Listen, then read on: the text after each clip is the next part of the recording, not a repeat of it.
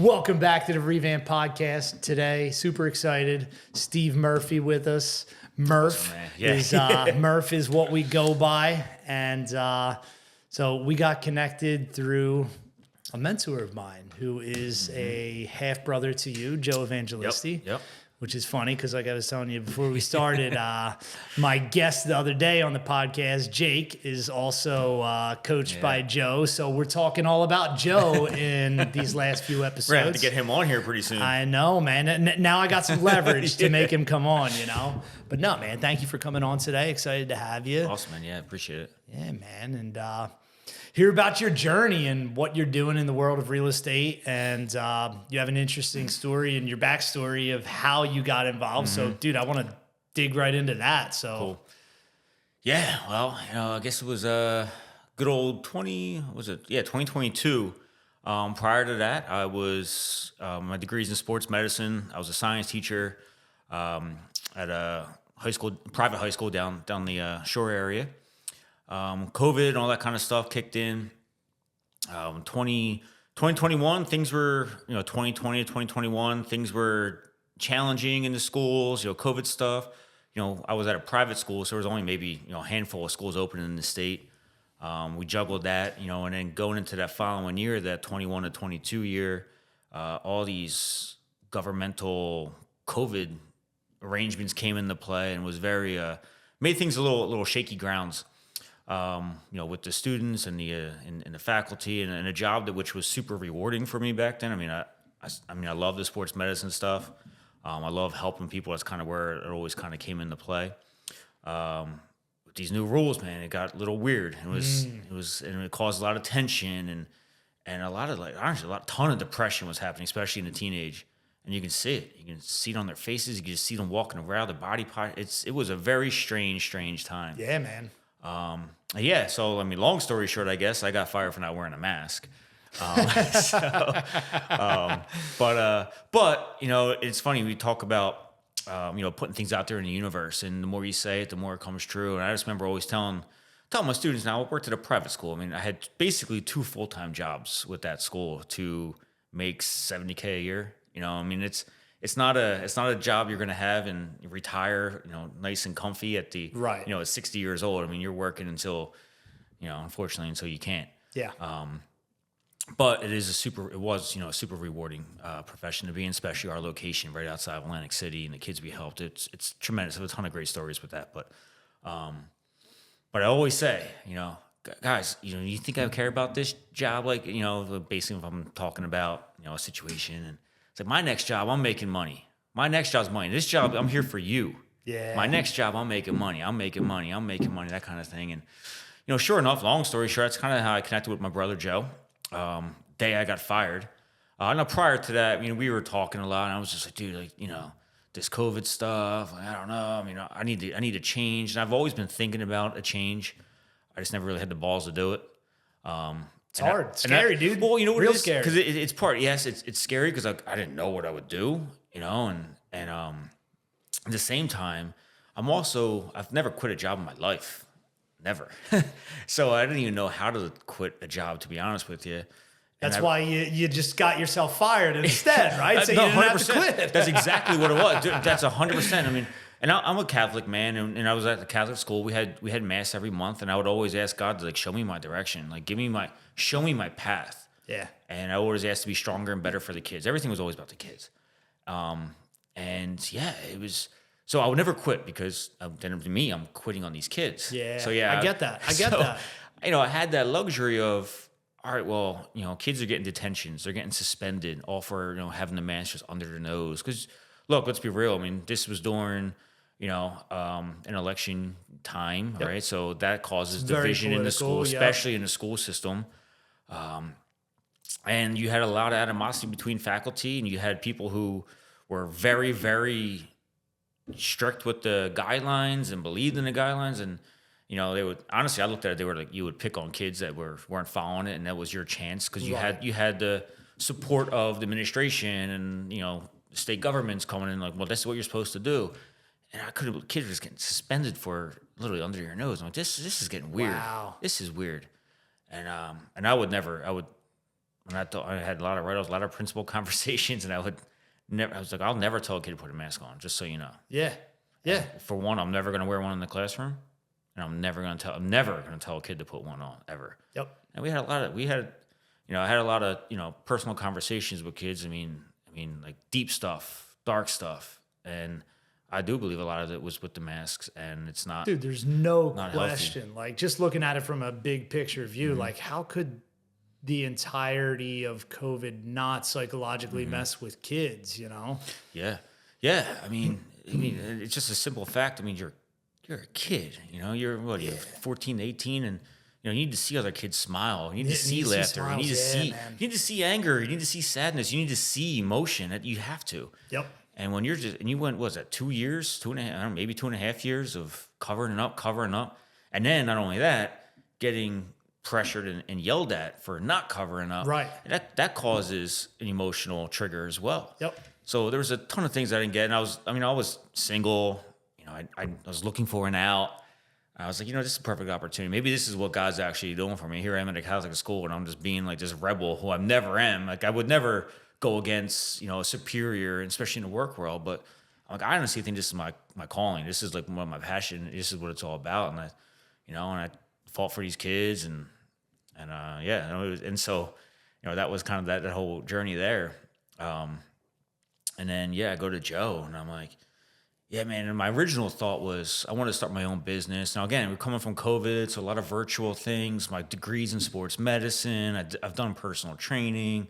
I had a good knowledge background in the health field. And I was like, I think I want to just stop working for the man. I want to be something. I want to start my own thing. And so I was kind of like messing around with the idea of a virtual, training type and trying to incorporate sports medicine. But naturally, I got fired like 5 hours before talking to Joe, so I didn't really have that whole business plan. Didn't have it all planned out yet. Wasn't ironed out, yeah. So I'm sitting there, I'm talking to him and his partner Brian, and Joe's like, "No, I love that idea, and I would, be happy to help you go into that, but you don't have that all figured out yet, right?" I'm like, "No, it's a couple hours since I don't have a job, kind of recent." And then luckily, it was Joe started a mastermind, and we're developing self-storage around the country, and he's like, "Look. I have a mastermind. I need somebody to run that." And I said, okay. Actually, I think the description was like a director of education. Okay, well, you come from education. You can write like lesson plans and put together syllabuses and all that stuff. And I'm like, well, I've actually never done a lesson plan. Outside of private school, we don't follow those rules. But I was like, yeah, sure. I could do that. That's fine. That's in my wheelhouse. But I was like, well, I don't know anything about self-storage. And he's like, you don't have to. Okay. So actually, that might be better. I was like, well, Joe, I don't know anything about real estate. Yeah. He's like, you don't have to. That actually might be better. I said, what? He said, basically, all you got to do is put together the educational platform and just network inside the group. Be able to find out who does what, who can you connect, what kind of relationships can you build. And I was like, and I also come from a background in the restaurant business. So, I'm easy to talk to people. I enjoy that kind of thing, getting to know people. Like, all right, awesome. This sounds great. And that's kind of how I got into the real estate side of things back in 22. But I was basically driven through the mastermind group, learning as I'm going. I'm in the office with our development team, our acquisitions team, and our transaction coordinating team. Basically everybody. You're seeing all the pieces. You're seeing what goes on, what goes into it. Yeah, and the good part was I didn't have any skin in those games, so I just got to sit back and watch and learn and bring it to the educational platform, which was awesome because I had a ton of questions, which, the way I think, look, if I'm going to ask that question, there's somebody in the group that's going to have that same question. Yep. So let's bring it to the educational platform. And what was that educational platform? Like, what was it something you guys like custom coded and built, or was it built on like one of those like what's the name of them, like Kajabi type of thing? Yeah, we used oh man. Where now there's school that's one of them. Yeah, so it was before school. School, honestly, if school was around when we started this, I think it would have been a much more successful platform. Really? We used, I think it was called Workplace. It was like a Facebook type of off branch. Okay, gotcha. And so basically, it was basically like Facebook. So it was a private group. Got it. Of our team and paid members, and it was a self-storage specific mastermind group. So, yep. we personally, we developed large Class A, 100 square foot net rentable, 100,000 square foot net rentable facilities. And you had a bunch of different walks of life in there in the mastermind. You had guys who were just, I'm looking for my small mom and pop, 10,000 square foot, drive up, easy money. I don't have a whole lot of, financial stuff. Just find me a piece of land. I could put a fence on some garages. That's awesome. All the way to guys who would go in after the big fish, right? Yeah, man. Going after those big development projects. So we kind of had it all in between. And we also taught a lot of people because we were doing those deals at that time through syndications, basically teaching our members how to get into these large Class A facilities without any of your own money. That was kind of the big concept back then. I mean, storage was coming off of one of the biggest come-ups. It was the hottest over thing COVID. in the world, Yeah, man. I mean, they say it's death, divorce, and downsizing. So COVID caused all three, which made storage skyrocket like crazy. And then even after that a little bit, I mean, the housing market interest rates were super low. I know that's my girlfriend was lucky enough to get her house. It was a super low interest rate at that time where they're trying to create traction. So anytime there's movement in the housing market, their storage goes up as well when there's traction. So yeah, at that time, banks were good. We're getting 80% construction costs, 70 to 80%. We're leveraging that 20 to 30 through syndications, and we're putting together these large, $10 to $15 million deals. Without any money out of our own pocket. It's through using those, resources. Now, again, you got to meet the right people. We had good business partners and was able to make that happen. Which is also why you were able to connect other people to those people and bring the whole thing together for them as well. Yeah, we had the full team. We had everything. So it was a good way to kind of measure analysis, a matter of, and then the coaching side of things too. I mean, so again, we talk about Joe on the coaching side. He would bring a lot of coaching into the platform because it's not just about, hey, this is how you do it. Right. A lot of people need a little bit of a nudge. Yep. Right. 100%. They need that because we, I think one of the most popular phrases in there was like, don't suffer from analysis paralysis. Because anything you're doing something that's super scary, you've never done it before, your mind starts telling you, dude, you can't do this. Why are you doing this? Stick to what you're doing. Look what you're doing now. You're doing pretty good for yourself. Why don't you stay here? Stay in this lane. But you want to get to this point because you have that, that end goal. You have those dreams, you have that picture perfect scenario, but in order to get there, you got to get uncomfortable. And that's a very tough thing to do. So we also incorporated that. And that was the kind of stuff I loved the most. Yeah. Because, I was in the middle of learning that. And that's kind of the educational stuff I brought because at the time, I didn't know anything about storage. I didn't know anything about real estate. So I really couldn't bring that aspect. So I tried to bring on some of the coaching material that I would learn through, Joe or through other coaches that I was working with at that time. Dude, I love it. I love it, man. Yeah. So that was around 22, 23. That was 22, 23. Okay, gotcha. And man, what was it like for you? Because it had to be, since that whole world of real estate investing was new to you. Like I'm imagining a lot of the guys that were in the coaching program and everything, like these are high net worth individuals that are out there doing stuff and everything. Like, was there kind of a fear going into that for you? Like, yes and no. I mean, it's kind of funny. So in that, in the mastermind group, I never really fear, other people and other people's statuses. I mean, I think we're all human, and that's how I always look at it. And we had great people in that group, and I was very good friends with a lot of them. And when you have those types of relationships, you never feel weird asking the questions like, oh, you don't know that kind of stuff. I mean, and they're super. I mean, they're human, right? No matter how successful they are, they're all human. Yep. So that was great. Now, the fear side was when it was like, okay, here's the keys. You're going to start doing some stuff. Like, wait, what? It's like, it's cool from watching from the sidelines or being the passenger on the seat and letting someone else drive and watching what they do and learning as you go. But it's okay. Well, you've been around in this enough. Now it's time for you to start with some acquisitions. And run, baby. Yeah. Yeah. And then I started doing acquisitions on the storage side of things.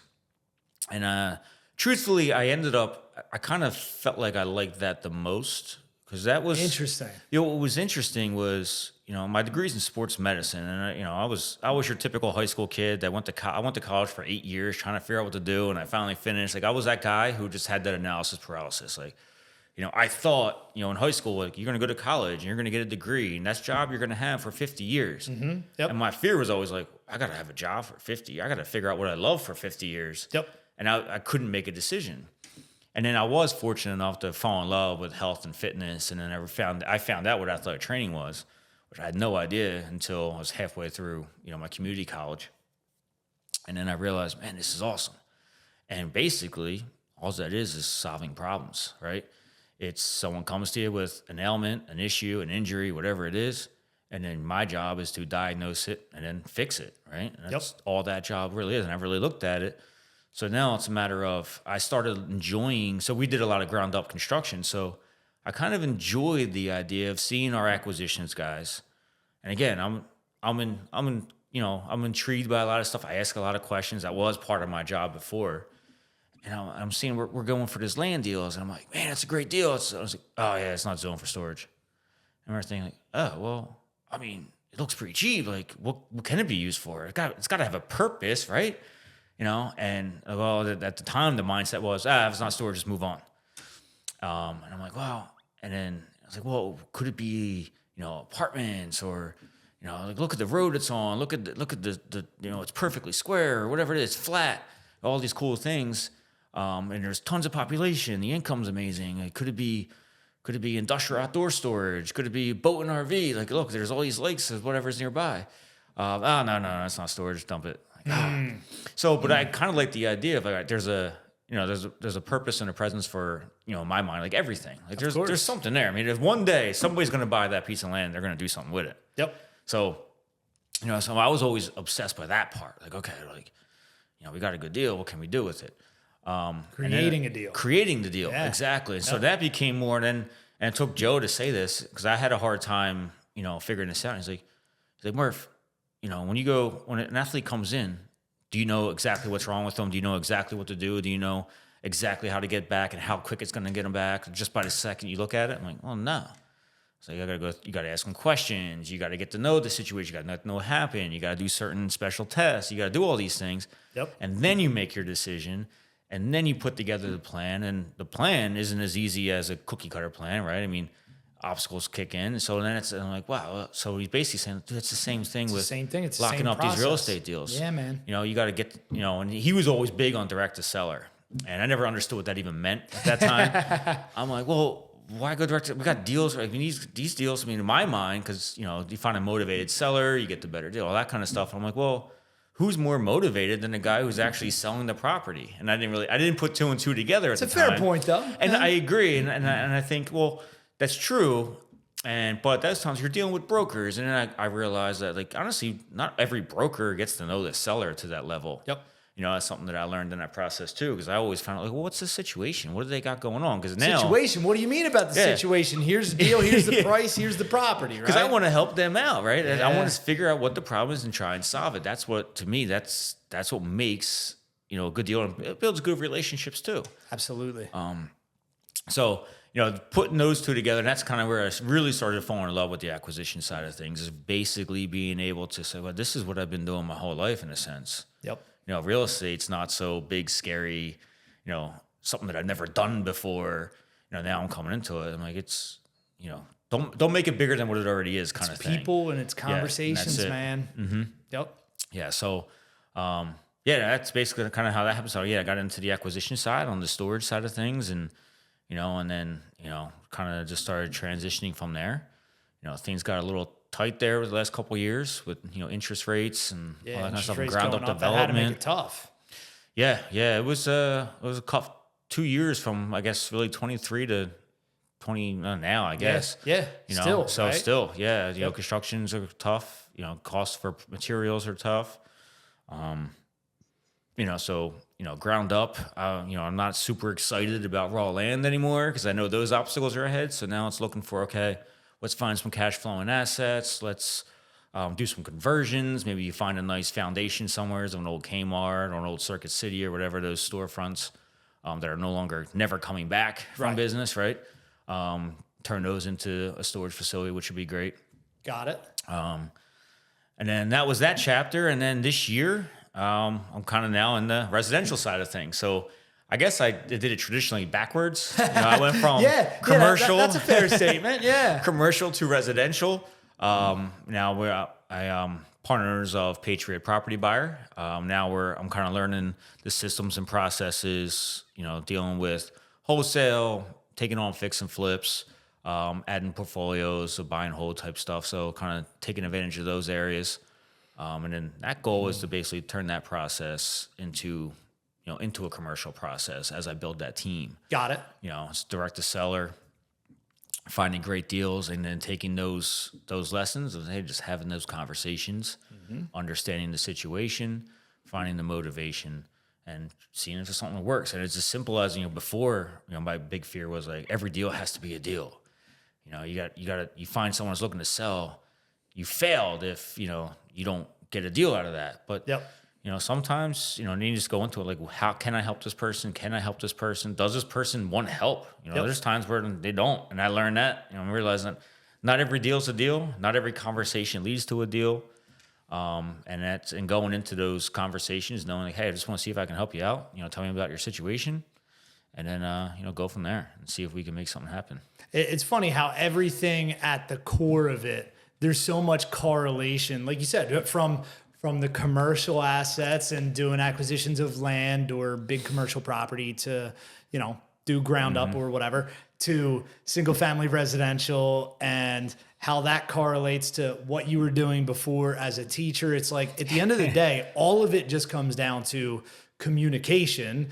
Like sales has such a bad vibe around it and everything, but it's like sales to me is just communicating with other humans, and not what people would traditionally think, because most people think, well, I talk to people all the time. I've talked to people since I was a child, right? I can talk to people. No, for the most part, we as humans suck at communication, man. Especially and nowadays. Once you get into psychology, dude, absolutely, right? You can text, you can email, you got social media.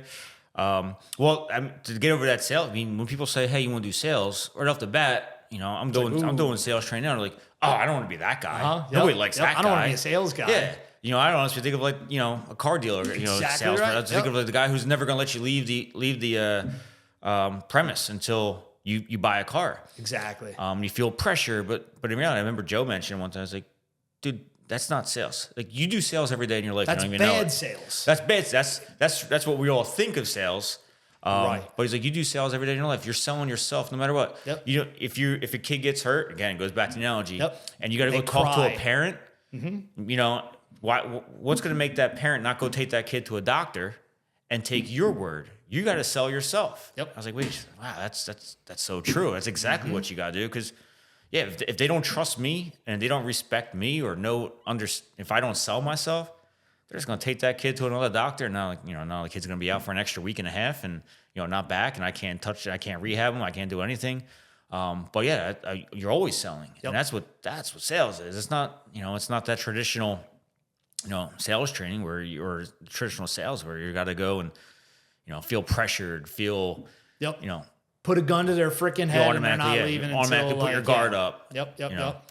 So yeah, but that's it. And it's just literally looking at sales as just conversations with humans, man. That's all it is. Dude, 100%. And I think the way you seem to approach it also is from like a genuine position of, how can I help this person? Like all the time we speak with people, whether it's sellers, now it's people, in my software business or whatever, that it's like, dude, what I have to offer is not what you need, but I can still help you and I can point you in the right direction. And I'm glad to freaking do that. Yeah. I can't make any money off of it, but I'm okay with that. Right. I want to help, 100%. And when you reverse engineer everything from that perspective, things kind of just start falling into place a lot of times.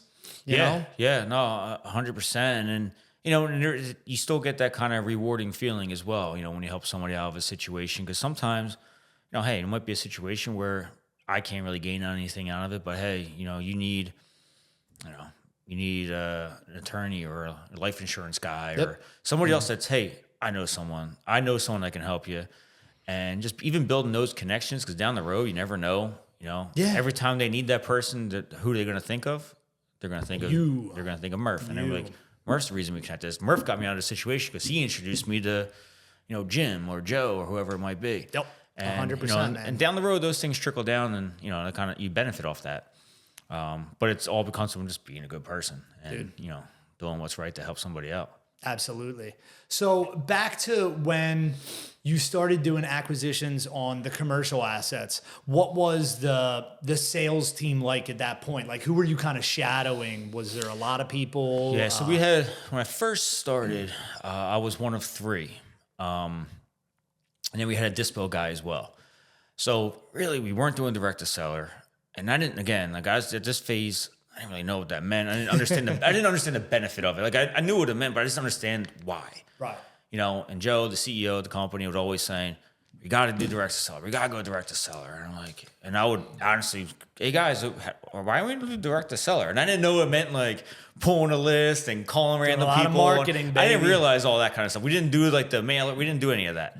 So I'm like, well, we're dealing with brokers. We're just going on the MLS and just seeing what's there. And now, on the commercial side, it's also great to build rapport with brokers. So we can, potentially get those, pocket listings from them, which is super helpful. But that's what we're doing. We're just going on Crexy and CoStar and just seeing what's there. And it helped that we're going nationwide. Yep. So we're looking all kinds of markets. We also had a group of, we call them certified field agents, which we still kind of use a little bit, but basically that was kind of another avenue for our mastermind group. Okay. Where people who wanted to, maybe they were in the residential space and they wanted to venture into commercial, they wanted to learn. That course was offered with the program to join. And then we kind of transitioned that to just be a CFA program and kind of separated the two. What is CFA? So we call them certified field agents. Basically, It's a glorified bird dog. Got it. And it was a great deal at the time. So when we were doing syndications, we'd teach them what to look for, how to find the land, what makes a good deal, how to underwrite it. And basically, their job was basically to bring us the deal and kind of keep up with the broker, build that relationship with the broker. And that was it. So if they brought us a deal, basically just gave us an address. Mm-hmm. Our team did, the deeper underwriting and, with the platforms that we pay for. They didn't have all that. So, we would find out what the saturation is, what the going rates are in there. Is this a good market? And if it came back, yeah, awesome. Call a broker, and they would do the negotiation because they kind of knew what our basis for what we were looking to pay was. And we would steer them in that direction. And they would get it basically under contract with the broker. And once it goes there, then it kind of goes to our transaction coordination. And if things popped up, if we needed extensions or if we needed, I don't know, a contact or whatever it might be, that CFA will call the broker and find out whatever they need to do. Got it. But that was it. And then the benefit was you would take on, since we had the syndicated deals, they would get 5% equity in that deal, which would equate to 5% of the assignment fee, which was roughly anywhere between like 30 and say 45,000. Okay. They would get that, and then they would have equity in that deal. So, they would get proceeds from, so now they brought us a deal. We're going to develop it. It's going to take about 13, maybe even 18 months. So what's the assignment that's happening there then? So when we close, we'll have an assignment comes back to us on that deal, or if we kept it ourselves. To ourselves. Okay. If we kept it ourselves. Now, the big assignment would be if we got it entitled and assigned it to somebody else. Right. Now you're looking at, if we took it down ourselves and put an LC and add an assignment, just basically pay payroll, you're looking at $200,000 or $300,000. Got it. If we'd make an assignment to somebody, now you're looking at those deals, you entitle it, you can be making $500,000, $600,000, $800,000 was one of our larger ones. Yep. And if you can get 5% of that, it's pretty nice. Pretty sexy. Yeah. But, with these deals that we kept, down the road and that, probably that second, maybe that third refi, that 5% could turn into, we pulled numbers on this a while back on one of our facilities in San Antonio. That was a CFA site. And I believe he got $35,000 from the assignment. And I want to say it was the second, maybe around year 10 after stabilization. If the numbers hit from the feasibility numbers were, he's getting 1.2 million. Not a bad deal, man. You're looking at, you basically brought us an address. Now, he did have to leverage with the broker a little bit and get to going, but that's not a bad deal. Yeah, man. So, and you get to learn the process in the mix of it all as well. Wait, just doing the mental math on that, because I'm terrible at mental math, but so that means the asset is worth 100. No. I guess the asset would be worth what? See, this is how bad I know. 40 million? Yeah, I think about that. So, yeah, in the 40s, that it was so. I probably still messed that up. If I remember the math, if I you were the teacher, all right? The numbers were never my strong suit. Yeah, I have to look that one back up because it was basically his equity portion would be 1.2. Okay.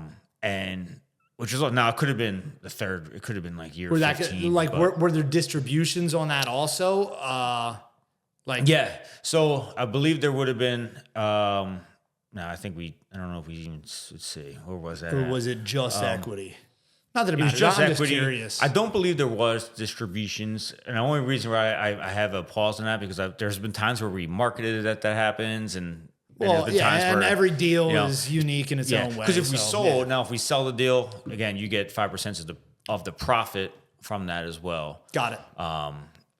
But yeah, I mean but you're kissing a lot of frogs before you make one. I mean, it's not easy, especially when you're going to the MLS where you're competing with everybody. Mm-hmm.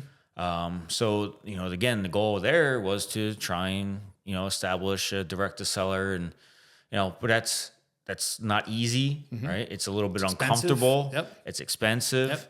Yep. You're getting shot down a ton of times when if you're going the cheap route and just cold calling. Yep. It's not easy to do at all. Especially on assets like that, I have to imagine that it's like, at least on the residential stuff, it's a little bit easier in that, the assets may be owned in an LLC, but they're usually single member LLCs, like stuff like that. I have to imagine a lot of larger commercial assets are owned, that was the problem, in trusts or, that was the challenge, and that's why it hasn't worked yet. When my first ever cold calling experience was doing this. Then as I basically started, became me and my one other partner on acquisitions. Eventually, probably like the 17th time, Joe's basically saying direct to seller. I'm like, all right, dude, what do you mean by direct to seller? How am I going to do this? And put it on a list. Let's just do it, baby. Call. Yeah. I was like, oh wow, okay, really? Damn. And then that was my first experience ever cold calling, and that was the challenge. Like, you're getting LCs, you're getting secretaries at the office. How do you even get through the You're gatekeeper? very, very rarely getting the decision maker who owns the property. Yeah. And then times you are, I'm like, oh, finally, I got the guy. And he's like, I'm not selling. Yeah. Okay. But that was the challenge. So, and you skipped in and you're just kind of going through, and then you realize like, man, I'm just wasted 4 hours of my day and I didn't get anything out of it. So now we're trying, working different things, getting VAs to do it. I'm still kind of 50-50 on that. Me too, brother. Me too. I got VAs doing it. I fought against it. I think I was telling you for 6 or 7 years, and finally I was like, okay, I'll hire a couple. Well, it's tough because again, it's not only you're kissing a lot of frogs before you find a good one, and I just personally think that when I get a phone call and it's a foreigner right off the bat, I know what this is. First off, nowadays there's scams everywhere. I mean, that's my first trigger. Like, this ain't even right. They're just trying to hold me on the phone for as long as they can. They're taking all my bank information as long as I'm doing something crazy. That's what I'm thinking. Yep. I feel like I have a really good one on my team now. Just has a good personality, and that's the thing. I think a lot of these VAs are trained to like read a script. And we have a quasi script, but I keep telling, just be you, man. Like. I talk to you in these meetings. We talk. So you got a good personality. You laugh. Like, you're human, man. Just talk to these guys like a human. And that's even helps a little bit. And even if, depending on, and I try to keep them on the phone as little as possible. Their job is simple. Is it a hand raiser? Yep. Right. And then maybe find out why they're selling just to get a basis of motivation. It's my job to pull back the onion, dig into the motivation, and to see if we can help them out. Which route works best. We're going to do a cash offer. We're going to try and list it, and traditional market. that type of thing. What can work better for the seller? A lot of times they're just basically looking for the most money in the world, and it's 100,000 over the the market price. And like, okay, well then obviously you're not motivated, and you're just answering this guy who randomly called you. And if some idiot's going to pay you $500,000 for your $300,000 home, then yeah, I would take that too. Yeah, exactly, exactly. But yeah, so I think that's where it gets a little tricky. But yeah, you're saving yourself time. Your time should be dedicated to at least the hand raisers, warm the hot leads, and then, going forward with that. Yep. Yeah. So like through training VAs and everything, even on like, I kind of break it down, just like you said, any VAs that I've ever had, actually this statement isn't going to be true because I have one guy that started out as a VA just doing cold calling that is doing acquisitions now and doing okay.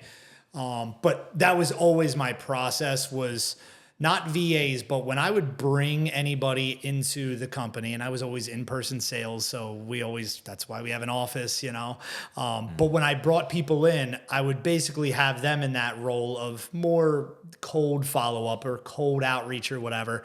And their job duty is basically what you described. Just check a couple boxes. If it's a hand raiser, pass it off. Then as they got better at that, it's like, okay, well, maybe we're going to progress you up the ladder, and now you're going to start doing acquisitions, and you're going to learn a little bit more about sales and psychology and the real estate side. Yeah. So, with that, now, I'm basically building the team in our company now with a Patriot Property Buyer. And, anytime we hire, this was that Joe's always done, and I'm kind of replicating it now in this business, is we do a 30, 60, 90 hire process. Love it. And basically, it's kind of like what you said, right? So you have, tasks, for a beginner in that sense. You have your 30 days, you basically, when you hire them, you give them their tasks. And, you're going to meet in 30 days, and you're going to review those tasks, where they accomplished, where they accomplished well, what was working, what's not working, what could we change. And then you're also looking at this point, I'm looking to see what's that person's buy-in. I mean, are they looking to grow? Are they content with doing these little menial tasks and those things? Because truthfully, I want somebody on my team, especially my team's small. I want somebody who's looking to grow. We have a saying in the office, like you should always be looking to replace your seat. I love that. And then, because our mindset is always going north, right? Yep. Always growing, going forward. So if you don't replace your seat, you're never going to get out of it, right? And I always thought that was an interesting concept, because some people, and I never looked at it this way. I always thought that, again, my path is just going forward and grow. But you see some people who are like, well, if I find someone to replace my seat, if I bring somebody in who's going to do my job, then I'm just going to be out. I could be out. Yeah. And that's scarcity mindset, man. You can't think that way. Yep. You gotta always elevate. You gotta stay on top of the game. You gotta, again, we talk about coaching. You gotta, network. You gotta, be masterminds, find mentorships. You always gotta look to grow. Yep. What's next, and figure out who's doing it, and learn from there. And then and replace yourself. So with our 30, 60, 90, it's basically that review. And, my guy now, he's just cold calling. Again, I like him as a person. I think he'll be really good. I joined him up for a mastermind as well to learn how the sales process goes. Awesome. And that's exactly what I said. And then we're looking at, maybe him taking over acquisitions, because ideally, if I'm getting, 5 leads a day, well, I want that to grow, right? Yep.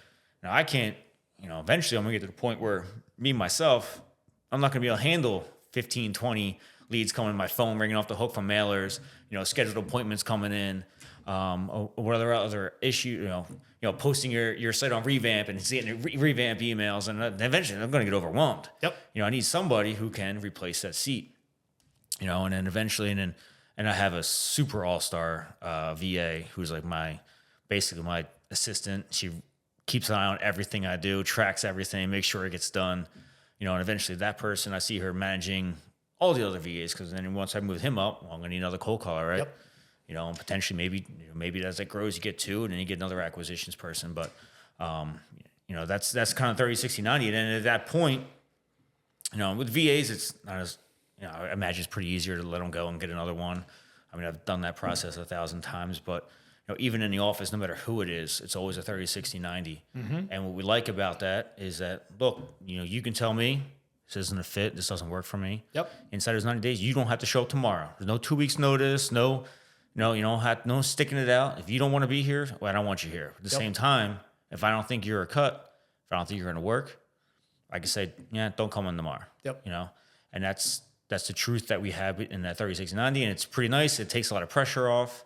Allows you just to focus on, hey, the culture, do I fit in here? And that was the one, big thing when I first started with Joe. I missed that part. When I was talking about, hey, I want to do this like online personal training thing. And then he's like, well, look, just got fired like 5 hours ago. So how about this? And this was on a Friday. He's like, come in next week, just meet the guys, meet the team, just hang in the office. I was like, all right. He's like, and then he invited me to a couple meetings, and he does coaching for the whole team, basically the whole executive team. And he's like, come sit in on this coaching meeting. And it was literally, this is where I always, talk about how, put out in the universe. And like, I literally manifested this position because I'm basically taking on director of education role. I know nothing about real estate. And it's so funny because I've always said this. I knew if there was one thing I knew in my life that I was going to be working with Joe. Some point in my life, I knew it. I didn't know how because I never did real estate. I've never built a house. I never did construction. I don't know any trades, and Joe was a builder, he was in the CBs. So I was like, I don't know how, but I just felt, you had that intuition, you just felt it. I knew it was going to happen, but I just didn't know how. So, and I'm sitting there and I'm in this meeting, and actually the meeting was, the coaching session was all about leadership. And if you were a fly on the wall during my last 6 months at the school, every day you would hear me bitching about leadership and how the culture changed and how like the leadership, we need better leadership, blah, blah, blah. And then my first meeting, I'm like talking about great leadership and how to be a great leader. And I'm sitting here like, wow, this is it. Like, this is the manifestation coming full circle. This is it. Like, this is where I belong. I can't believe like I actually made this happen somehow, like through manifestation, it all occurred. And even that, also the practice of prayer, always asking God, like, show me the path. Like, where am I supposed to be, one day? Yeah. And I think that was it, man. I think 100% I was given that strength to say, screw you guys. Like, I'm not conforming. Yep. I can't be if every teacher, I don't know, I can't even talk about it because, I feel bad for these kids. Like, if every teacher followed those rules, like, I just can't imagine how it would have been. I don't know if other schools were that way. I don't even know, but. Dude, it's a tough rabbit hole because it's like, it is an important topic. And I was just talking to some guys earlier today at a real estate breakfast meeting about like just the education system. Like, my kids are younger. I have a 13, 7, and a 3. And dude, I never thought that I would ever be like a parent to go and be like on a school board or something. But some of the stuff going on in my daughter's middle school, it's like, maybe I am. Like, I might end up having to intervene. I think 100% you have to. It's tough, man. Yeah, especially when like some of it's politically and like rooting out someone like you that loved what you did, loved helping the kids and everything. And, because you don't align with the agenda that was being pushed at that time, like, now it makes it even easier to brainwash the kids in the way that they want. That's a big part of it. And I don't have kids, but I was in the school system for, I guess a little over 10 years. So I was at the college level too before I was at the high school. What was cool about, my place is it was, very, very family oriented. Like if you would have said to any kid in that building, and actually during COVID, me and my best buddy over there, he's the athletic director. We did like a podcast thing with our athletes. That was kind of like our athletic hour. And we would just interview athletes in the school. Just to build that community, because this was during the shutdown COVID. This was when we didn't know what was going on. So twice a week we would just bring on a random, student athletes. Dude, that's awesome. And it's like you talk about the Mac, talk them up, reminisce. It was a great time, especially that time of the COVID situation.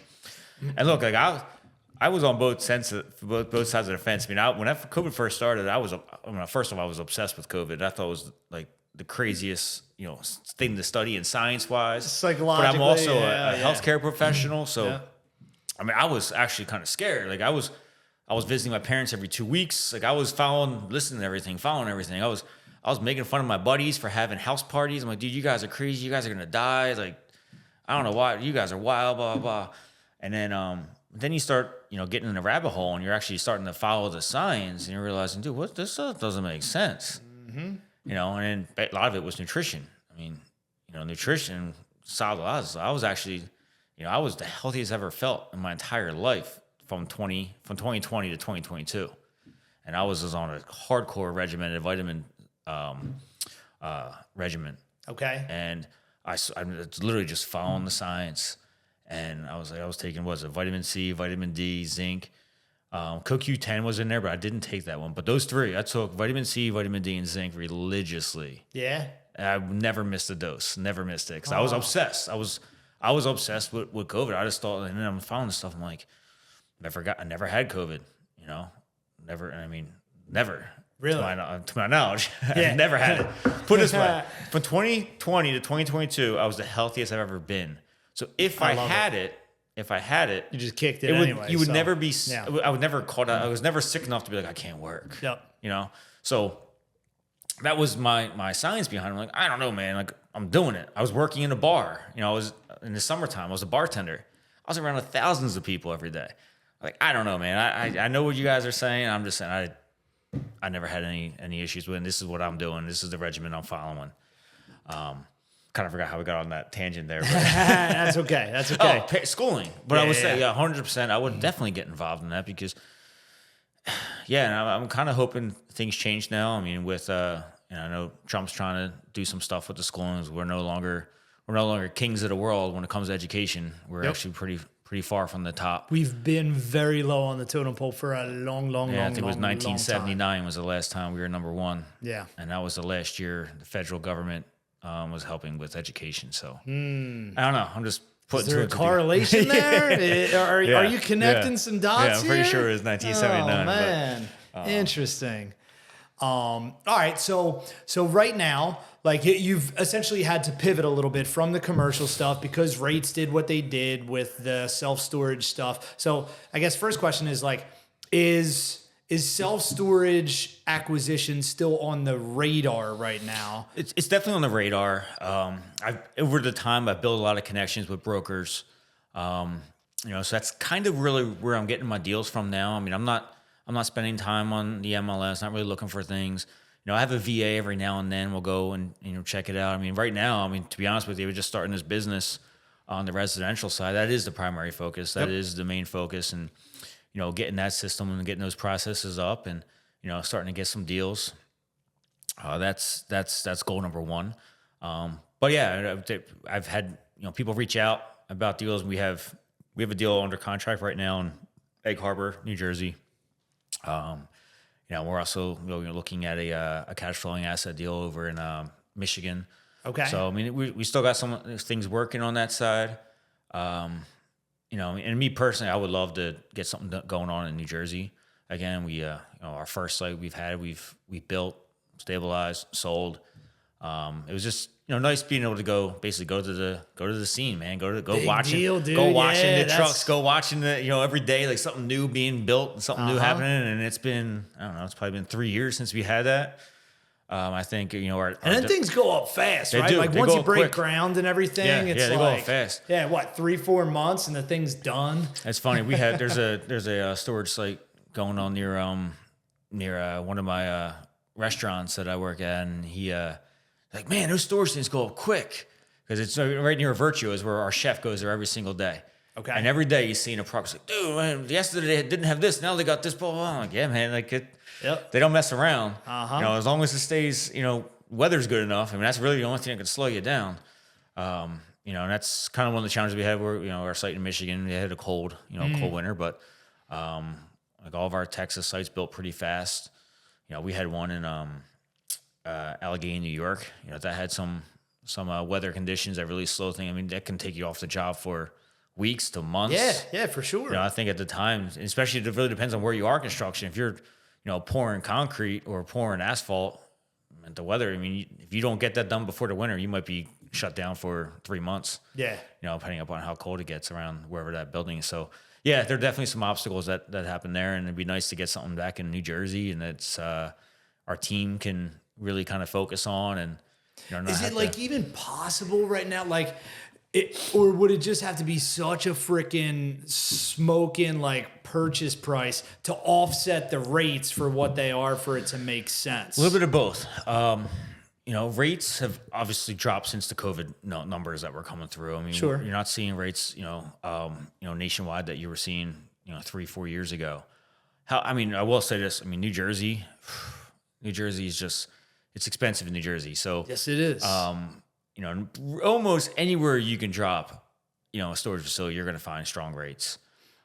So anything that's a bit now, the other challenge there, I was just talking to a broker the other day. Obviously, we're looking for off market stuff. We're looking for some cash flowing assets. Looking for some mom and pops. I've been doing the acquisition stuff for maybe 2 years. You go in the MLS, I've never seen more than 3 self storage facilities in New Jersey for sale. Really? And are they selling at stupid high everything's prices? all off market. Everything's off market. Cap so rates if I own Murph's storage facility, it's never making it to the MLS. That thing is getting sold, as a pocket listing before it ever even makes it, because it is super lucrative. New Jersey, just from what I'm seeing, the rates, the saturation's there, or the demand's there. Even the spots that are a little saturated. We have, especially the shore towns. Populations look low. Yeah. It's people's second homes. But I know I used to live down the shore. I know you have a ton of, businesses that are seasonal, and they got to put stuff in storage. You can't find storage down there. And I'm just, a few years ago, I just remember everything was, 100% occupied. I had buddies that were like, dude, I'm 30 minutes inland just to keep my just to drive my stuff, my winter stuff or my summer stuff in here, or the holiday for the bars that they had multiple units, and they were about 20 minutes inland, because your seasonal thing, your Christmas decorations, your 4th of July decorations, you can't have that stuff at the restaurant all time long. When I was bartending, I'm like, wow, that makes sense. Never thought about that. So that's one restaurant. Every restaurant has decorations for these holidays, especially down in the seasonal summertime. So I'm like, wow, all these stores, they close down. They got to put stuff away somewhere. Yeah. But yeah, and then the toys. Your people's jet skis, small boats, bigger boats, RVs. Yeah. A lot of those townships down there don't allow outdoor parking.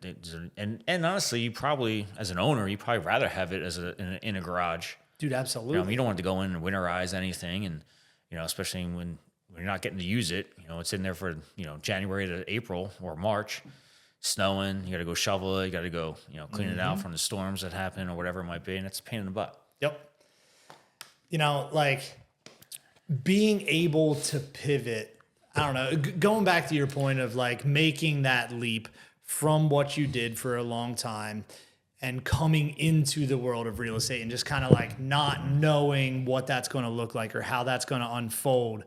I don't know. I think that's the most important quality, is being able to take that step and not really knowing where the ground is and just knowing that you're going to keep going anyway. So it's you're pivoting right now what you're doing and doing some of the residential stuff because there's money there and there's deals to be had. Dude, I'm doing the same thing, right? It's I pivoted a little bit from focusing more on the wholesale, and now I'm doing some more flips. And obviously, it's with me, it's kind of loaded, right? Because the wholesale, there still is a crap ton of opportunity, but I'm also focused heavily on software.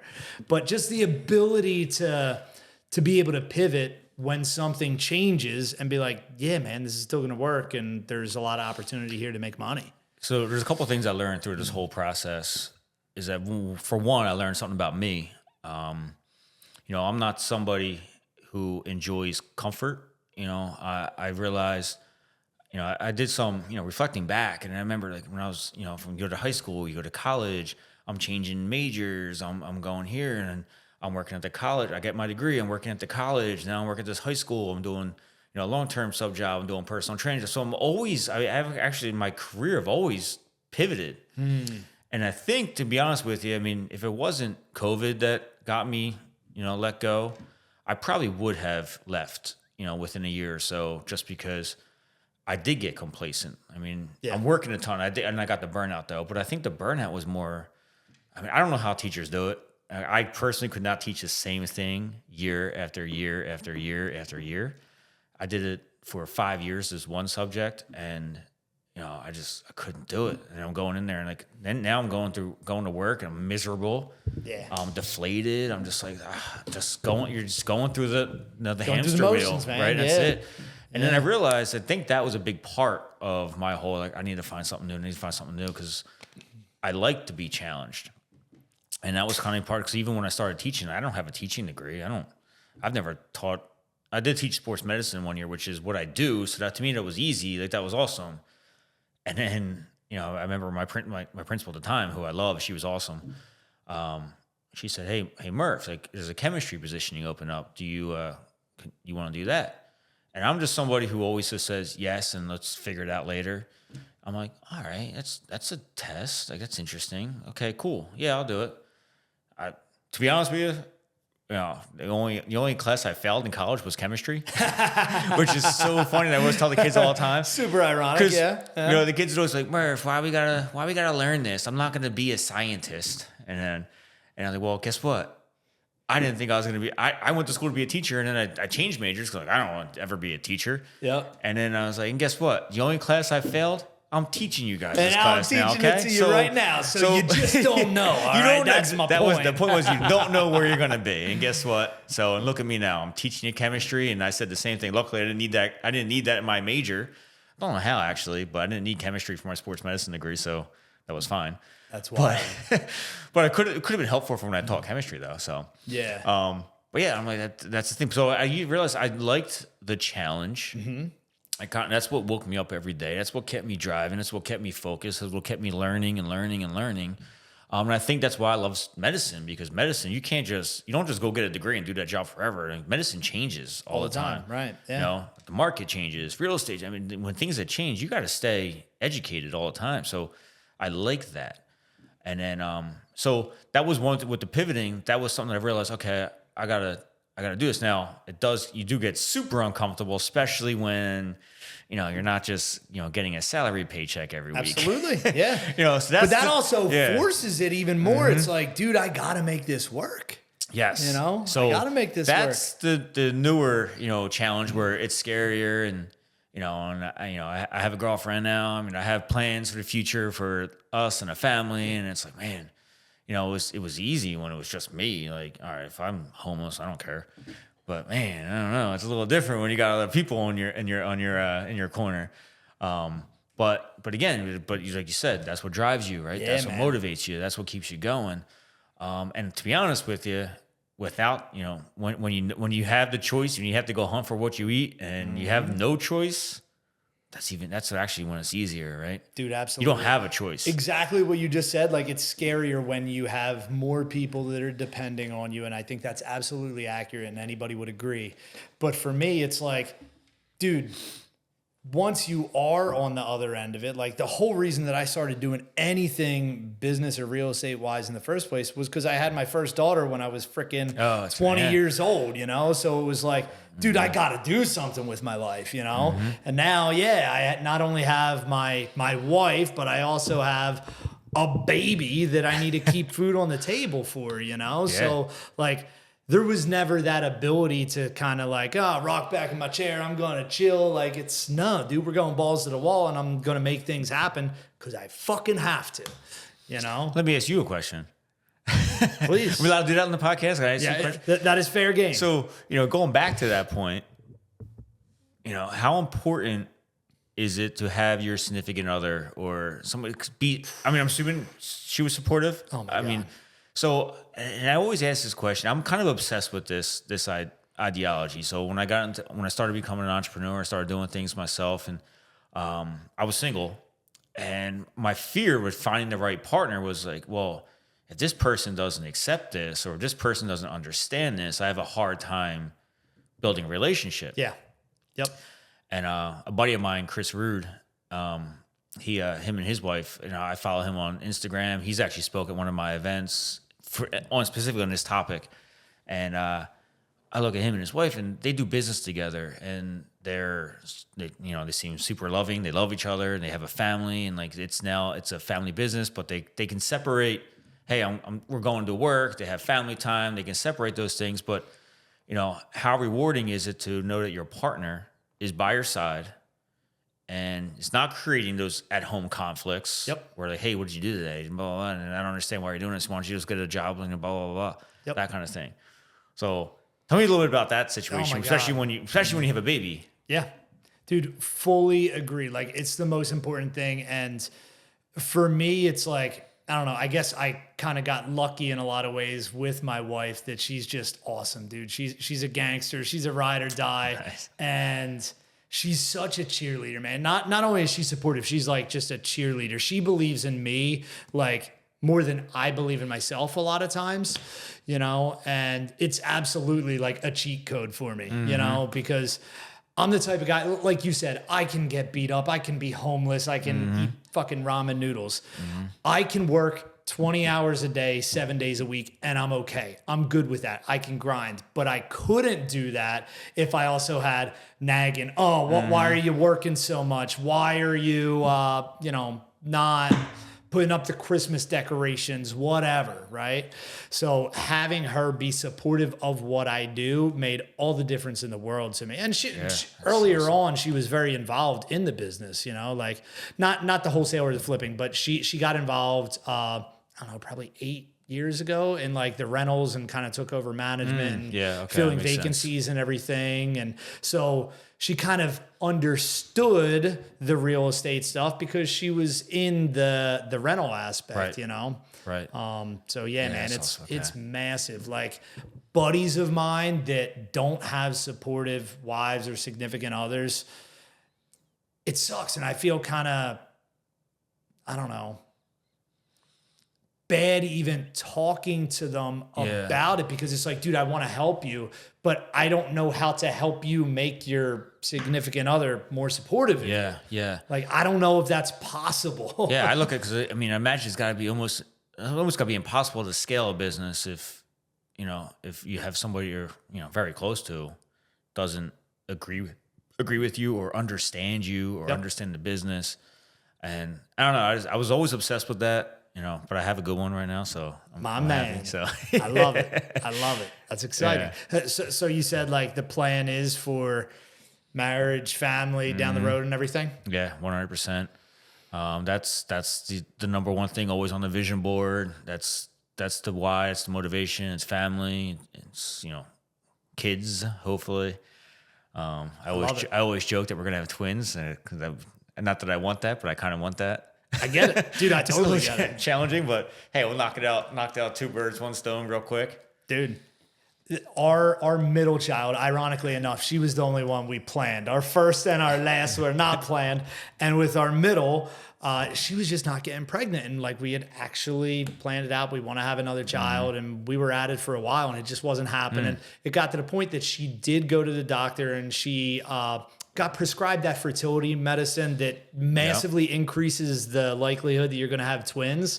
And that prescription was filled. It was at the pharmacy. And me, I was like, the same thing. I'm like, go big or go home, baby, right? We're committed to another kid. If we have 2 or if we have 3, it is what it is. Yeah, a lot of sleepless nights. She never went to go pick it up. And like that week she ended up getting pregnant. And it's like, wow, okay, everything just worked out, But I was okay with it. I embraced it, All right, yeah, just one crying baby at night. It's fine. It's good. Go big or go home, right? I love that. That's exciting though, man. So how do you think your next few years are going to shake out? And that kind of ties in now with maybe family too, but like with real estate, like what's your view? What's your vision? Yeah, a couple things. So, the vision is start to get the Patriot property buyer to a commercial aspect as well. I'm looking to bring in, $100K months between the residential and the commercial side of things, and finding partners. That's a big thing too. I have a partner right now in Philadelphia that we work with, basically kind of, going 50-50 on deals, working, they work one aspect of it, we work the other. We bring the contract, we go direct to seller. They bring the buyers, whatever it might be. Okay. Kind of start to position that on different areas. Find some people in Jersey. I think that's going to be a good way to scale.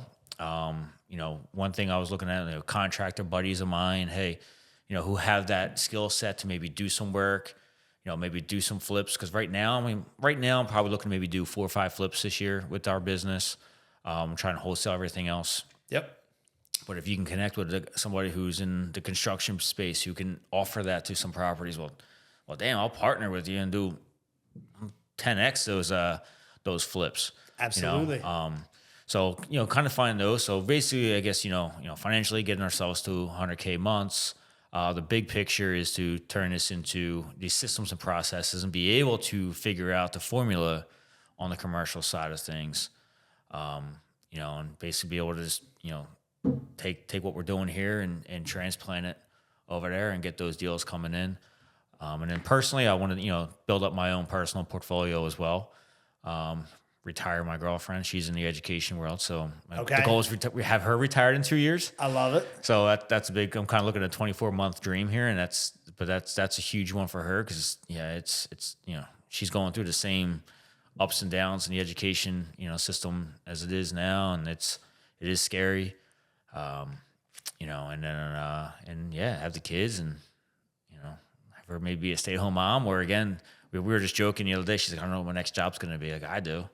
We're going to be real estate power couple. That's what we're going to do. I love it, dude. So, that's the clear vision right there, is family and scaling this business to, commercial side, and finding some, power partners, we call them, people that we can partner with, bring stuff to the table and, scale this business and close more deals. I love it, man. What does marketing look like right now that you are, doing direct to seller on the residential side and everything? Like, so we're doing mailers right now on the Philadelphia side. That's it. We are actually just starting, hopefully next week they should be going out, we're going to start with Atlantic County and then kind of move west. Most because, we just had that deal. I built a lot of relationships with investors out there. So I'm like, well, I might as well start there, find more deals. I just built these connections within the last couple of weeks. Yep. Let's find them more deals. So we're going to start some mailers out there. And we're going to do some like notice postcards, that type of stuff. Let that come in. And, when I have this system right now, we basically have our VA calling everybody back. Anybody who calls the number is going to trigger that, hey, this number was called. Yep. They'll call and he's probably going to get a lot of FUs. But that doesn't happen. It doesn't happen, right? Nah. So, but we will. But I'm looking forward to the coaching side of things too. So I mean, I'm in Jerry Green's mastermind group right now and learning a lot of this. That's been fantastic. I went to his event in Columbus a couple weeks ago. He's very, very educational and learning a ton about the psychology of sales. And he's an OG with that stuff, man. He's awesome. And what I love about it is he doesn't, it's not a script, right? It's basically just a process. Yep. And you just be a human to a human and go through the process. I just never understood scripts. I sucked at reading scripts, to be honest with you. I would always have it in front of me, and like literally 2 seconds into a conversation, I'm being a human. I'm like, oh crap, I forgot to go back to the script. I'm off track. Yep. So the cool thing about his platform is you can bring your team in and there's no extra charge or anything like that. So I have my VA now on it's basics. So I'm realizing this isn't just, again, it's not script sales. Originally I thought maybe, I'll probably go in. He's probably going to give me a script and give it to my VA. Cool. Yep. But no, there's so much more psychology behind it. So I want my team to understand, these conversations we're having and the purpose between finding these questions and like the value behind finding the motivation and kind of pulling back the onion a little bit. And again, at the end of the day, can we help them out? Yeah. And if they understand that, then I think that's just going to be a huge successful process for us. And learning every day on that, and that's been great. And it's a life membership for as long as you want. So it's great. So it's just it's basically a revolving door. And he made a good point. With anything actually in life, anything you do, everything's repetition, right? I mean, absolutely. And no matter how big you are at the top, you have to keep that repetition. I mean, Michael Jordan, Kobe Bryant, best players in the world in their time frame, and guess what? they still practice more than every single person on their team and every single person they know. Yep. They always did more, and they were already at the pinnacle. They were the top. Yep. And that's basically his philosophy, which is awesome because I'm like, yeah, you're just going to keep revolving. You're going to take a couple nuggets today, baby. add those nuggets to your system. You're going to learn that same thing, and 20 more weeks later, you're going to be like, oh, I didn't think about that. I'm going to add that. I'm already doing this, but I forgot this. Yep. And that's what it's all about. That's how you become great. Yeah, I kind of forget where we're asking that question on that one. Just about marketing. Oh, and marketing. stuff Yeah. So like, so I'm looking forward to those calls coming in where I gotta, have my VA handle the FUs. Don't call me. I'm gonna burn your house down. And I actually personally like those phone calls. They're kind of one of my favorites. I think I handle them pretty good. You kind of have to just laugh it off with a lot of stuff like that. And anytime that you're doing mass marketing, like you're going to get fucked. Dude, I told you I just sent out a text message yesterday to the users on our software platform. Only people that have an account on our platform that have signed up in the last 6 months or so and have been active on that, right? So a couple hundred people. And out of that, I got like 4 fuck offs. It's like, dude, you signed up on our platform, It's like, wow, I wouldn't expect that. Yeah, it's kind of funny, but mass marketing, it is what it is. Killing with kindness. What was Jerry Green talks about tactical empathy, and I just had a conversation with my buddy yesterday. He said he was walking on a Wawa, held the door for somebody, and he's like, I held the door for like 6 seconds. Like 6 seconds is a long time. That's a long time. No, thank you. And he's like, he's taken back. Like, this woman didn't thank me. And my other buddy's like, that's when I say, you're welcome. Like, really loud and obnoxious. And in my head, I'm like, I don't think that solves anything. Yeah. No, you got to kill him with kindness, man. You got to say, hey, miss, you're welcome, blah, blah, blah. Because that's going to hurt them more, right? They're going to be all fired up. You don't know what's going on in that person's life. And Joe always says, too, these people call you, F you, I'm going to burn your house down, I'm coming to your office. There's something going on in that person's life. 100%. And they're not mad at you. No. They're mad at something else that's going on. And a lot of times, those calls might turn into deals. Dude, we've had many that do. Especially, you're sending these notices to a house about a property. They might be in tax situations. Yep. They might, maybe pre-foreclosure, and they're getting stressed, and they're seeing these things that trigger that stress, and then you can go and say, hey, man, I can help you. Mm-hmm. And that's what it's all about. Like, they might be your best deals right there. Yep. I'm looking forward to puzzling and piecing that together and how to handle those calls and, get my guy, feeling pretty good and turn those calls into, acquisition calls for me. And, dude, so to the point about like repetition, that was one of the great things that I got from Joe. Well, actually it was terrible, but it worked out good. The third notice postcards, right? Yep. Like he mentioned years ago that he was doing them, and I just started doing them, and I was like, man, high lead volume, low lead quality. Lots of people telling you that they want to come and burn your house down or whatever. But dude, at this point, like, I don't know, I probably haven't sent that mail piece in, 3 years now or something. But for years, I sent a lot of it. Like I sent over $1 million of that mail piece over the years. And the best part about that, like it helped me build and systematize my business in its entirety, because though it was low lead quality, if you will,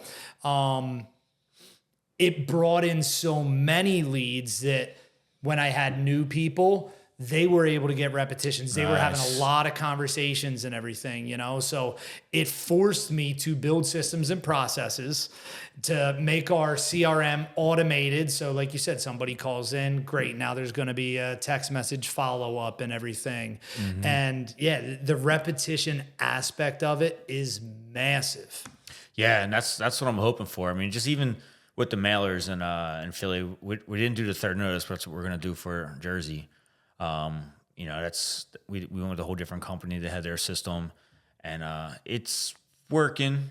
I would say, I'm probably getting maybe 4 or 5 calls, I don't know, maybe a week, but it gets hotter when it's fresh, right? It goes out. And also, I mean, Joe would always say this too all the time, like, you'll be surprised how many people call you months later. It happens. Because they'll put it on your desk, and we're working on a deal right now where this guy, I didn't even have it on my system because I wasn't a part of this at the time. This was back in November, December. And he's like, yeah, you sent me a postcard in December, and I was just calling about the blah, blah, blah, and we're talking, and I was like, I'm trying to, because basically I don't know any, so I'm looking on my list, try and look at his name, look in the address. Like, dude, I don't even see you on Where'd here. this come from? So I'm seeing like, what number did we offer? I don't even know. And I'm like, so then basically I'm like, oh wow, so this has been sitting there for 3 months. And he literally said, it's been sitting on my desk. I've been meaning to call you. Blah blah. Here's the situation. And I was like, oh wow, I'll be damned. Like, That's why you can never get rid of phone numbers, man. I think, dude, I have 150 different phone numbers from different marketing campaigns over the years or whatever, because I won't get rid of them. Dude, we just went under contract yesterday on a property in the Villas in Jersey outside of Wildwood. Yep. I haven't done marketing in the Villas in 3 years. Wow. 3 years. So. Damn, that's awesome. They called that number. You still had that thing going? Mm-hmm. Nice. Mm-hmm. Yeah. Crazy, man. Crazy. You just never know. You never know. Wow. Should be a good deal, too. Yeah, I mean, I'm looking for those short deals. Yeah, man. Yeah. It's funny with the Villas specifically because like 5-6 years ago when I was wholesaling more stuff there, dude, I was putting stuff under contract for $80,000-$90,000, selling it for $110,000, $120,000, and I was happier than, a pig in crap. Now it's like the values there. The stuff that I was putting under contract for 80, I'm now putting under contract for like 220 to 240 and selling for more than that. Yeah. It's like the values since COVID. Obviously, values everywhere have inflated since COVID. But some of those shore towns, dude, they've like doubled or tripled. It's crazy. Well, the other challenge with that too, I've been talking to sellers out in Brigantine, and these houses are worth, there's a ton of $1 million homes out in Brigantine. Oh, yeah. And I've been talking to some sellers that are, you're looking at their Zillow and it's worth like $650, $550, and you go in and it's a fixer upper. It's not it's nothing nice. And then you go in there trying to get it for, $475. Well, my neighbor's house sold for 1.2. Like, dude, look at your neighbor's house, man. Like that, it's crazy. I get it. Like you're looking for 800,000. Like you have you need a new roof. Like your siding's falling apart. I haven't even been inside. Yep. And it's all those kind of things. And but that's the challenge. I think with some of those areas, they're looking at every other house in that market and what they're going for. Yep. Dude, you can list it with an agent. Good luck, but you're not getting that $250,000 over your market value on the property that needs about $80,000 worth of work. So exactly right, man. But I see that a lot too down there. It happens, man. It happens with a lot of sellers. Back to the point of just the sales conversation, if you will. Like a lot of times, I don't know, man. We're educating a seller through the process and bringing them to terms with reality a lot of times about what the market will bear for their property. And a lot of times, again, that means that maybe they're upside down and we can't help them, or, we would have to go through a short sale process. But a lot of times it's just pushing them away and saying, hey, maybe you should go this other route. Maybe you should go list it with an agent, and that's the big piece too. I mean, what goes with it, because it's about helping these people out. And when I go in with that mindset, and it's not that like, I have to get this deal for as cheap as I can get this deal, otherwise I fail. We're like, all right, well, not every deal's a deal, right? So, I mean, that situation where they're not motivated, they don't have to sell it, they're probably not going to get that for 50, 60 cents on the dollar, right? Yep. But, maybe they want to sell it. They definitely want to get rid of it. Then we could talk about, those novation processes where maybe I can, get you that 70 cents on the dollar, and, it needs. Did you get the first one yet? Did you do it? Not yet, but I'm gonna be fired up when you do. I think I got one coming soon, because I'm trying to figure out this deal with somebody now, and it's tough. It's that situation where it's bad business partner breaking up. There's a lot of work needs to be done. I think this is out in Williamstown. There's not a whole lot of houses around there, so the house really far away, and it's got a lot. I mean, there's like trees growing, bush. Like the house is. You go on Google, you're looking into a forest. Really? You can't even see the house. Okay. And there's not the ideal novation candidate, my friend. No, I know.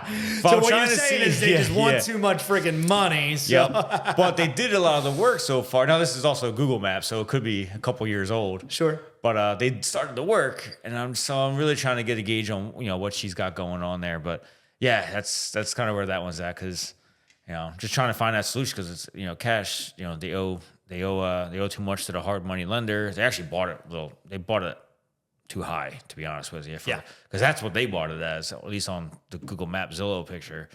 And I'm like, I don't know. I probably wouldn't have bought that for 140, but it is what it is. A lot of people get stuck because they can't get out of their own way about like what I paid for the property. So I bought one not that long ago. It was a duplex, and it was, I don't know, it was after COVID. And I'm a multifamily guy for like my rentals. Like I like multifamily. Well, Yeah. side note, but whatever. I like multifamilies for my rentals. This property, like it was right along a creek and everything. It was really cool. Needed a lot of rehab. Old place. Cool. I liked it, you know? And the numbers would have worked. It would have made sense, but it was a big rehab. And one of the biggest issues was there was septic, and the septic was fine. But after I bought it, the township was like, oh, you have to abandon that septic and tie into public. And dude, it was like literally like 400 yards away on not my property. So it was going to be a nightmare. Long and short of it, property sat for a while. And I think I bought it for $240, and then I paid some engineers to do all this sewer planning and all this shit. So I may have spent, you know, $30,000-$40,000. Here we are 14, 15 months later. It's still sitting there. I'm busy with other shit. It's like, you know, it's just sitting, and I just listed it, and man, I was getting lowballed on everything. And it was hard for me as well to just look at it and be like, wow, I have to take a loss on this, you know, that there's something psychologically there, that it's the same thing with gambling, right? It's like, well, I went in with this amount. I'm not going to walk out with less than. I'm going to wait till I get back to at least where I'm even. But so many times that hurts you, man. And I did. I pulled off the Band-Aid, and I probably lost like 20 or 30,000 bucks, but I got it gone, you know? Yeah. Well, that's the conversation I'm going to have with her, because that's the benefit of having a mentor who's been in these situations, right? Because, you know, Joe was telling me a story about you know, I think he had a property in Columbus or Cleveland or something like that. You know, because you buy houses pretty cheap out there. And, you know, he ended up, I don't know the full story, but basically he either got his money back or lost a few, but it was more of just getting the headache off of your hands. Just get it going, man. And he said, as we mentioned, he's like, look, investors do this more times than you think. I mean, it's going to happen, especially you guys who are in deals and deals and deals. I mean, you know, sometimes you bite a little too much off of it, and then you realize, you know, so and it becomes that question, like, all right, you know, but that's a tough conversation on my side, right? But now it's the reality when you realize, oh, okay, so you just mentioned a story, Joe mentioned a story. I'm like, all right, well, you know, it doesn't hurt to, you know, ask that question, put the offer out there, because honestly, I always tell myself, you don't know their situation totally, right? Yep. You don't know their financial situation. They might be able to take the hit just to get, you know, again, it's a bad partnership, right? Look, I'll take the loss. I'm getting rid of a bigger headache in my partner, kind of thing. Who knows?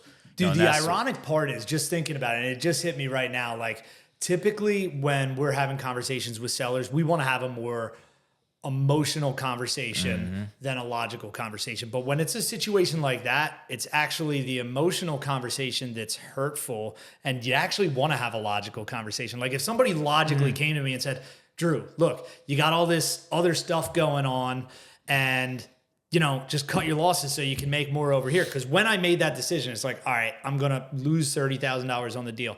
The other end of it, I could look at it logically and be like, well, I could still finish this project and I could still make $120,000 on it.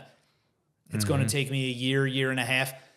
But the other logical part is in that year and a half, if I didn't spend my mental energy on that, I can go make $500,000 on the other things that I'm doing, right? So it's a logical conversation. Yeah. Well, a lot of times that conversation turns into, like they say, decisions get made through emotion, and they get they get made by emotion, but they get reinforced through logic, right? Yeah. Or like you know, it's basically the analogy was, you go buy a pair of shoes, right? They're $600. Now they're $300. Like maybe it's, brand new Jordans. I'm not going to go buy, regular walking around, basketball shoes for $300. Yep. But like, these Jordans, they're usually $600. I'll pay $300. Okay. And then you feel like I stole it. Like I just paid $300 for shoes that are worth $600. This is awesome. But that's like the emotion. Like, I really like that. My friends will think how awesome are these shoes. There's not many of them around. So and then your logical says, oh, well, it wasn't that much. Yep. But yeah, $300 for sneakers. I'm not about that. It's a little crazy, man, but teach their own. But yeah, to that point, there's so much interesting stuff about the psychological side of sales. And that's probably why there's an intrigue for you with it, just like there is with me and training salespeople, training sales teams over the years and everything. Like I told a lot of people that I trained in sales that everything that you learn not only is going to help you in your position and what you're doing here for the company and make you more money, but it's actually going to translate to all other areas of your life. You know, like it's going to make your relationship with your girlfriend, your boyfriend, whoever better. It's going to make your relationship with your parents better, you know? Yeah. And it makes you, a lot of times, if you self-reflect on the things that you're taught from sales, it makes you kind of soul search within yourself a little bit more too. Cause it's like, well, why did I make that decision to buy them freaking sneakers? Was it because like there's a part of my ego that wants me to feel a certain way? Like it just helps you expand as a human. And I don't know. I just have such a love for it. That it's a really cool thing. No, 100% agree. It made me think of something too from college when I learned the psychology class. One of the biggest things I took home from that is dealing with the male and female world. Is that whenever you're talking to a female, you always got to address the emotion. You know, so let's say both two people had a bad day or have a problem, and with women, you always want to address the emotion of the problem. You know, how does that make you feel? And as a man, you got to address if you're talking to your buddies, what are you going to do? It's more of a logical action type of process. And I never understood that. I had an ex-girlfriend years ago, and she would always have these problems, and she's stressed, and I would always come up with solutions. She'd be like, stop giving me solutions. I don't want solutions. I just want you to understand. And I'm like, oh, I get that. In my head, I'm like, we're wired differently. I'm like, get over that. Like, all right, forget that. I get that. Like, it's a shitty situation. Cool, get it. Move on. Let's find solutions. And then I'm like, no shit. Yeah. That's why it didn't work out. Yep. We're just wired differently, man. But as long as you know and you're aware, you know. Yeah. All right. So as I try to land the plane here, so you mentioned partnerships, bringing people in to kind of like expand territories. Like, what does that look like? What is the ideal person that reaches out to you and says, hey, I want to, do something with you? It'd be a lot more of an educational platform. So really, let's just pick a random market. It's not local for me because let's say we're in like Charleston, South Carolina. Somebody wants to partner, maybe get into, wholesaling, learning about the residential space. We'll take in all the acquisitions calls, right? I got the team. So, they would do the marketing, in that sense, lead flow will come through my team. I lock up the deal. Now they're boots on the ground, right? So they're handling the other side of things. They're bringing the investors through. They're going to go and inspect the property. They're going to go. But you're helping. You're kind of coaching them through this. Coaching them through, helping them out. But having those tough conversation with the seller, which is what we're going to be good at. So we can lock up that deal. And then they can go, hey, awesome. I'm going to send my partner Brad, over there. He'll take a look at the property, and it's kind of what we're doing in Philly right now. Like I hate driving to Philly. Me too, dude. Like the city part of Philly, I'm like, man, this sucks. And I actually love this area. This is pretty nice. This is great. I used to have a girlfriend. I went to Newman, so I kind of remember this back when I was like 19. I'm like, all right, I didn't know this spot. This isn't bad. But yeah, going to the city, and then you're looking at these houses and parking. That's the issue. I'm like, fuck, I hate this parking stuff. Yep. Parking 3 blocks away because I'm trying to avoid the parallel park maybe, but yeah, so I'm like, and it's easy. My partner Mike, he'll come over, he'll check it out. We'll inspect the property and blah, blah, blah. And I already have it under contract, ready to go. And then, he becomes, a person with the seller, and he's building that relationship. Yep. He'll be able to bring any investors around and look at us. So that's kind of the partnerships we're looking at. Got it. We have that first initial conversation, lock it up, get the deal going, dig into the motivation and what we're trained to do. And then, again, we're not in the backyard anymore. So, somewhere in South Carolina, that would be that side, right? Bring the buyer. So it's almost kind of like a franchise model, kind of. Yeah. Yeah. Well, basically, really what it is basically taking what we were doing with the CFAs, with our commercial side of things. Yep. And doing it residentially, but actually building a partnership. The problem what we had with the CFAs at one point was there was really no rules, no structure, I guess you could say. So a lot of times, we're telling these guys, oh, just give me the address. And then give me the address. And then, oh, this is a great deal. And then we're doing all the other legwork. They just found an address and sent it to me and like, this is a great deal, blah, blah, and a lot of times this is what we do. We're systematic in our process. Oh, I'll just call the broker. Yeah. So really they're getting, this equity in this deal for literally typing in an address and emailing it to you. Yep. And I'm like, well, no, they got to have some skin in the game. And, that's kind of where we kind of fell off a little bit. So that's kind of how the partnership works. And because really, the same deal with residential, I mean, that's what we were doing. The plan at that time was to have regional CFAs is covering, Northwest, Northeast, Southeast, and all that kind of stuff. And just tunneling into those markets, building rapport with brokers, getting to know those brokers in those areas, finding those out-of-pocket listings, going direct to seller, that type of stuff is really what the vision was for that.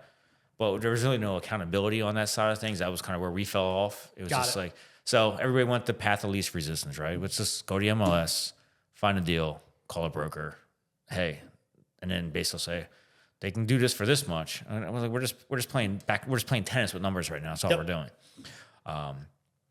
Teaching them, a lot of times with brokers, I always do a 3-offer approach. Okay. So I'll do a cash offer, maybe like an 80-20 offer, seller financing, and 100% holdback, seller financing type deal. To where obviously the cash offer is going to be pretty low, right? But the benefit of that, all 3 deals work for me, right? So, and what's nice, and at least in my experience working with brokers, is that they kind of like that, and the first rule of thumb was I always try to get them to get me on, maybe have a 3-way Zoom call, whatever it is, with the seller, see if it's possible, so we could present it, get to know the seller, this is where we kind of sneak in, get to know their situation a little bit.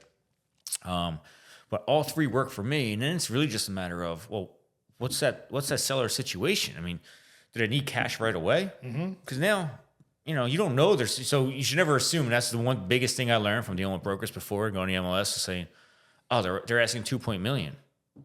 Oh, I can't offer less than 1.7. That's like an insult. Like, I don't you can ask for whatever the hell you want. That's my mindset. I don't care what you're asking. Yep. I'm running the numbers. This is what I'm paying. Yep. You say yes or no. I don't care.